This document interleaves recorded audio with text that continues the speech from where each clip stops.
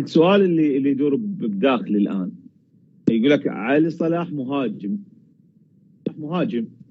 ودائما المهاجمين يعني بالتاكيد عندك نظره عن المهاجمين. علي الحمادي يعني اختلفت الاراء عليه، وعاد يقول لك انه علي الحمادي واحد من افضل اللاعبين، من اهم اللاعبين، اسرع اللاعبين، كذا كذا كذا كذا.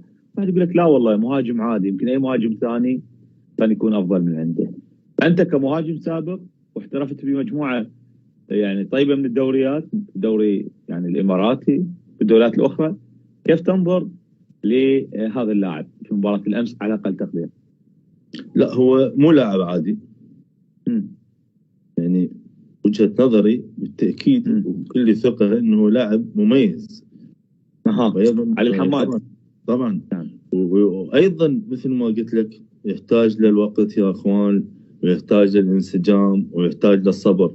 مو اي لاعب نجيبه من بيته، نجيبه يومين ثلاثه مع زملائه وجدد عليهم يريد يشيل منتخبنا. احنا تكون كرة القدم لعبة جماعية، واحد يعين الله، واحد يساعد الاخر. فعلي الحمادي وزيدان قبال وغيره من اللاعبين الشباب الموجودين عندنا بالدوري العراقي، فوقية لاعب موهوب لاعب، يعني ذاك هو واضح، هو لاعب موهوب ايضا للمستقبل ان شاء الله. فاحنا ذول اللاعبين هم المستقبل المنتخب. ما نريد من الان احنا نسوي ضغوطات، يعني ماكو لاعبين شباب ما متعرض الى ضغوطات سابقا، تجي تقتله وتضغطه وتنزل عليه مشورات، وهذا يتاثر نفسيا، يرجع للدوري مع فريقه تلقاه بصوره غير جيده.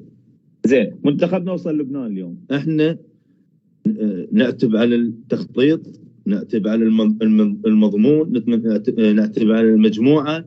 احنا ما نريد نعتب على اشخاص ونقلل من قيمه اشخاص. كره القدم يتحملها المنظومه كلها كاتحاد، ككادر، كلاعبين. ما نريد نذب اللوم على اللاعبين، يعني هاي وجهه نظري استاذ امين. يعني التخبطات اللي صارت الجميع يتحملها، احنا كاتحاد مو نذب اللوم على المدرب واللاعبين، ولا اللاعبين يذب اللوم على المدرب او كذا. كلهم واحنا مركب واحد وسفينه واحده. شلون كاعلام، كلاعبين سابقين، كجمهور نتعاون، شلون نطلع من هاي الازمه.